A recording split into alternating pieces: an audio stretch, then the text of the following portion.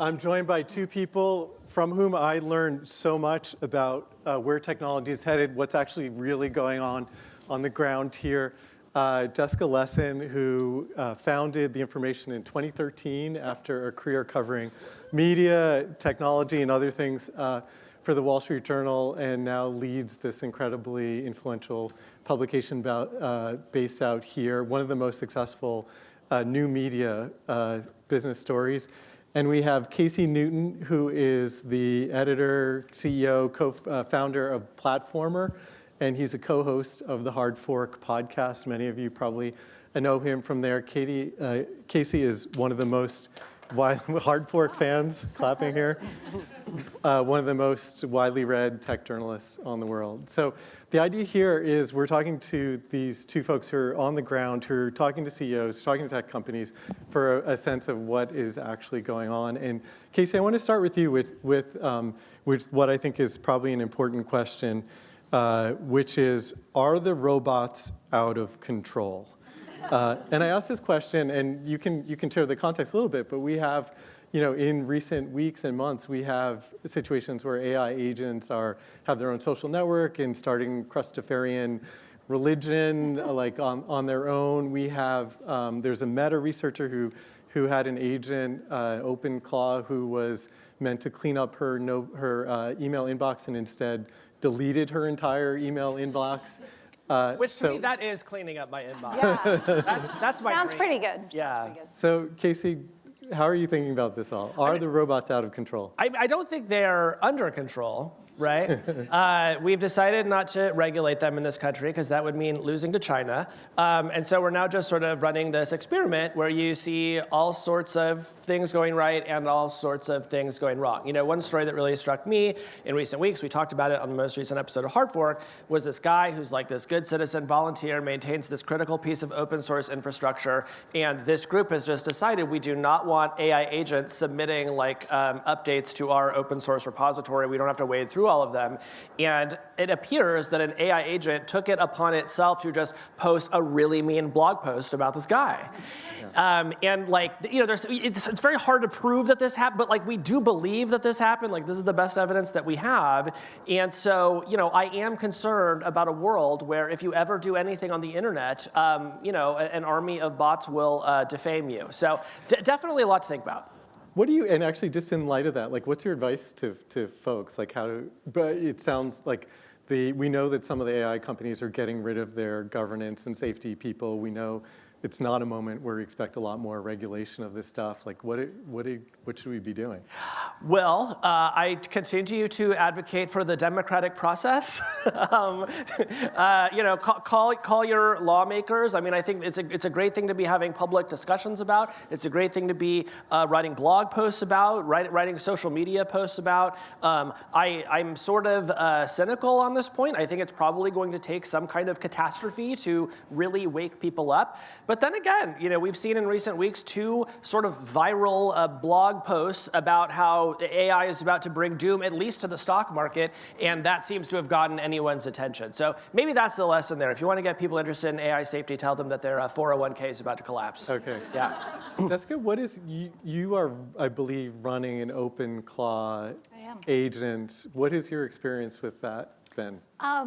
Fascinating. And I think with all the risks, it's made me realize that we are in this new era. Yeah. I did not set it up, by the way. It's in this, my husband did, and it is on its own Mac Mini. It's on our Wi-Fi network, but that's the only thing. But the experience of one of the first things I did is I gave it access to all my subscriptions, my news subscriptions. Yeah. And I'm looking for pickups of information articles, I'm looking for themes, and what I did actually was instantly re-up all my lapsed subscriptions because all of a sudden I could use this information and it was really useful to me in a way that I might not get to New York Mag.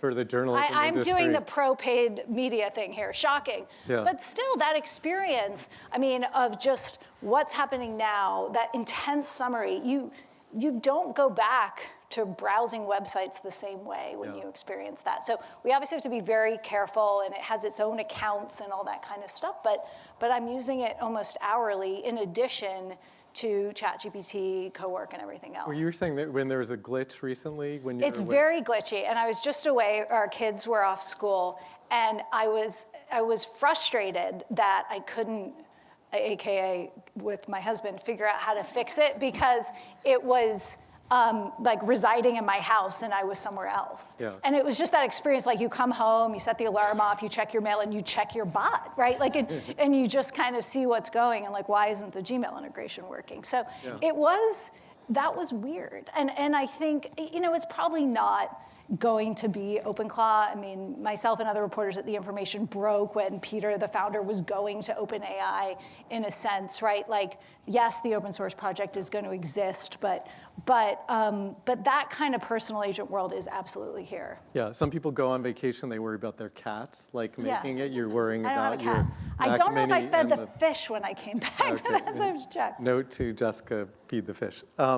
What do you, just sort of stepping back more broadly, I think, from your perspective, and you have at this point dozens of journalists working for The Information, what do you make of this moment for AI? There's this, as Casey referenced, there's this question about, like, are we in a bubble? What is the corporate and economic and stock market outlook for these companies? What's, like, your best sense of that? So I think the mood to me is this paranoid exuberance. Yeah. And it's so weird and interesting, and everyone here is in the valley and of this, right? You'll be talking to someone and they're making the bull case and then they're looking over their shoulder because they're one release away from being wiped out as a business, right? And I think that is just fascinating. And I think in those moments, the hype tends to be dialed up even more because they're so nervous, so they're overhyping. And I think you're seeing the CEOs of the big AI companies kind of overhype, in part to fundraise, but there's this weird thing going on. The fate of these businesses, I think, is, I'm not one of these people who thinks everything's going to zero, right? Like, I mean, these are incredible companies that have grown in usage and revenue faster than many businesses in the world, but there are big questions remaining. When my colleague Shri reported at OpenAI's financials a couple days ago, it was, well, their margins didn't hit their targets because greater demand was leading to greater costs because they were buying compute on the spot market. Yeah. Like, that is the phase that we're in, and we're at the precipice of the biggest IPOs in history, which they're trying to do. So it's just a very strange moment. And I think these questions are unanswered, but I think every camp is in total spin mode right now, and the truth is kind of in the middle. Yeah, I think, didn't Jamie Dimon say that the AI marketplace is a matter of competing science fiction narratives, and we don't actually know. But they quadrupled their CapEx to take advantage of AI too, right? And so I mean, it's such a good era for a soundbite. And as someone who analyzes people's sound bites, I'm really sort of interested in that and how the tones change. But the proof is going to be in the numbers, how these businesses grow, what the economics shake out as, and in some cases, what public investors ultimately think they're worth. Yeah.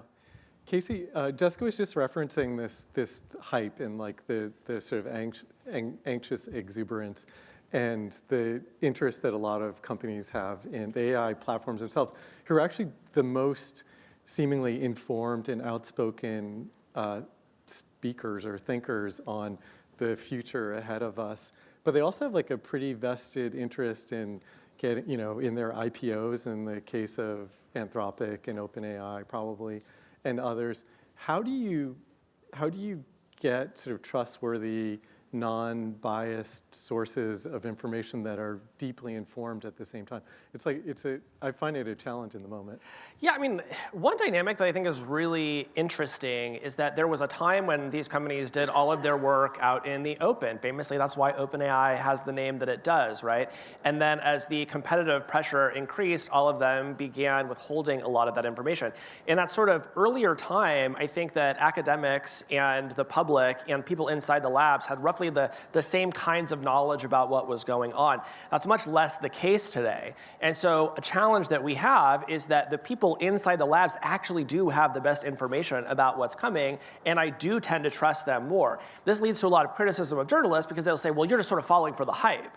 But it's been my experience that a shocking number of academics are just completely unwilling to update any of their prior statements about AI, and they have these sort of philosophical beliefs about what AI is, and if we say that AI, is not not this thing, then therefore it can't affect us. So that's a long way of saying, like, I actually just have come to trust the industry more, at least when it comes to kind of like the direction and the velocity of travel, because when I look for sources in academia, I mostly just sort of see people who are sticking their fingers in their ears. Yeah, that's really interesting, given their interest in hype. I want to spend a minute just on the outlook for jobs. There was this essay by Matt Schumer, who's a AI. It was by Matt Schumer's ChatGPT account, but yes. Yeah. What's that? It was by Matt's ChatGPT account, yeah. Okay. Was it really? Yeah, it was. Okay. Yeah, it's not this, it's that. It was very long. So he wrote this essay basically saying that coders are just since Claude Code's release in November, coders just watched the Claude Code do their jobs, and they're all sort of panicked about what the future of their work is. And his point was, if this could happen to coders, it could happen to the rest of us. Casey, what is your, like, could you assess both parts of that? Like, this has happened to coders, and then we're just heartbeats away from white-collar work being similarly made irrelevant because of things like Claude Code. Yeah, so like there are elements of that essay that I think are like very silly, but like unfortunately, like I do basically agree with both of those points, right? Yeah. I live with a software engineer. I saw how much code he used to write. I see how much code he writes today. It's zero, right? So like I've sort of lived through that transition. And some people say, well, software coding is a sort of very specialized thing. It's very rules-based. It's just sort of very easy to grasp that. And you shouldn't extrapolate from what is happening in coding to other white-collar professions. But then Claude Opus 4.6 dropped. Some people would say, Codex dropped from OpenAI. And the things that I am now able to do as an idiot are pretty impressive, right? Like I can download Claude Code and I have several working tools that I now use daily because I typed what I wanted into a box. So I think if you're a white collar worker, you should be engaging with these tools and understanding how close is it to being able to do whatever you're getting paid for today. Because like the answer for me as just a writer is it can increasingly do a lot of the things I do. And Jessica, one of the things that people say is, like, to Casey's example, like the best outcome will be that every person has these AI superpowers, and there's the similar number of employees. We're just, to Nick Bloom's slides earlier today, everyone's more productive. There's another scenario, which is the Matt Schumer scenario, which is like no one's going to have jobs anymore. Do you have any sense of like? I have a podcast, more or less, with some friends of my husband. And recent episode, I asked the crew, I said, there are roughly 400,000 software engineers in the Bay Area. Yeah. 3 years, how many are there going to be? So one person said 500,000, right? Like making that point. And the rest of us were like 2 or 3 in 3 years, right? 2 or 3,000? No, 100,000, sorry. So I have it. Because that's the existential doom of this place. But so I don't know. Yeah. I think this is an area where as much as, I'd read every word Dario says in his blog post, he doesn't know either. Yeah. Like nobody knows. But I do think when you talk to CEOs at companies that employ a lot of software engineers, they are doing the math to whittle it down. Yeah. And I think at first what will happen is you'll see those layoffs described as, Amazon went through this, streamlining, getting rid of bureaucracy. Like, it's not copacetic at the moment to say these are AI layoffs, but one person will say it, and then these companies work in lockstep, and over a course of 3 months, you're going to have the wave coming, and everyone's going to be very open about it. So I think it's going to be a real question for this region in particular. Yeah, and we're seeing that in the Bay Area numbers in terms of tech jobs are actually declining even amid this crazy boom. So the information on this story recently, I think it was in your weekend edition, about how CEOs in Silicon Valley are operating differently, and among the things they're doing is they're sort of showing up at meetings with prototypes that they've built for new features for their products. I think Ian from Airbnb earlier was talking about how he did something similar. That's kind of a different dynamic if your CEO is like, I just spent my weekend and here's our next thing. Is that happening more broadly, do you think? I think how does that change? I assigned that story after interviewing Brett Taylor at the World Economic Forum. Yeah. I was talking to Brett Taylor. Brett Taylor's the CEO of Sierra. Former co-CEO. And Brett Taylor has started, 4 companies, and so he's been a founder since the friend feed days. Yeah. And I was asking him what's different now. And he was describing these sort of nights and weekends of playing and building. And I actually personally found that quite inspiring, and then took my notes from all my interviews at Davos, put them in Claude Cowork, and saw what they came up with for summaries. And then I thought, and I asked my team, I was like, let's look into this. Because, so it's kind of silly, right? On one hand, your boss shows up and they built all these things. It's also kind of annoying, which I recognize. But I think it's necessary, because as someone who's like trying to lead a media organization through the coming decades, I don't know how I could do that without having a perspective on these tools. And so I think there's a more lighthearted second order effect of that, which is just sort of, like I've noticed inside the information, most people then go, oh, and look what I built. Okay. And a couple people are like, yeah, but this is why it's not perfect. And I'm like, that's not, like, if it's 85%. So you're like catalyzing other people. I want to go to Casey on a similar question, but first, like you referenced, and you wrote an article about this, about how you took your notes from Davos and gave it to Claude or ChatGPT and asked it to summarize it, and it fell short in kind of an interesting way. What was, and I'm curious whether that sort of shortcoming remains a limitation of AI looking forward. Yeah, it was very, I mean, AI is exceptional at summarization, and we all know that. But what it gave was really summarizing what people told me. Yeah. What I took away with in my head was also like, who wasn't there? How did Demis's talking points change over the last 6 months, right? Things that you've been doing this for 20 years, like you just have. And so it wasn't, it sort of felt that the summaries, if you had been following technology news over the last 12 months, would not have taught you anything. If you hadn't, they would have.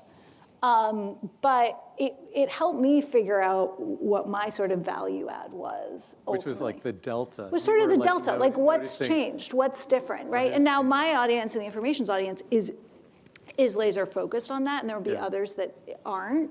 But then, what was also great about it is I could be like, oh, here are my 10 takeaways. Claude, go make it look pretty. Yeah. So ultimately, there was a good kind of marriage of it, but I think the rote summarization is useful, but it's not where, I think there's still so much space for, in your profession, that sort of human angle. Also, I got the interviews to begin with, right? Yeah. So that's another piece of it. But I got a lot of pushback saying if I had only prompted it better and all that, but a lot of stuff too is just in your head. Yeah, OpenClaw could not have gotten the Demis interview. No. Probably not, or not yet. Who knows in the future. Casey, Jessica was describing how she came back from Davos to her team and said, like, I have this thing, let me show you, and the information's written about what is your sense of how leadership has changed in some of these kind of bleeding edge companies along those lines? I think it's helpful to remember that like most Silicon Valley entrepreneurs didn't necessarily ever want to be leading a large team, right? Like they all are very nostalgic for the time when it was like 8 people who fit in a room. And I think that spiritually, they are always trying to get back to 8 people in a room. Yeah. And that has a lot of, dire implications, I think, for like, the 47th sales hire at a SaaS company, right? So like the better these tools get, I think you're just going to see more CEOs just being like, you know what? I think it could actually just be the 8 of us again. Yeah. That's super interesting because the culture is very different from like New York or traditional companies where it's about how big can you talk about how many workers report to you or that sort of thing, and this is kind of the opposite culture.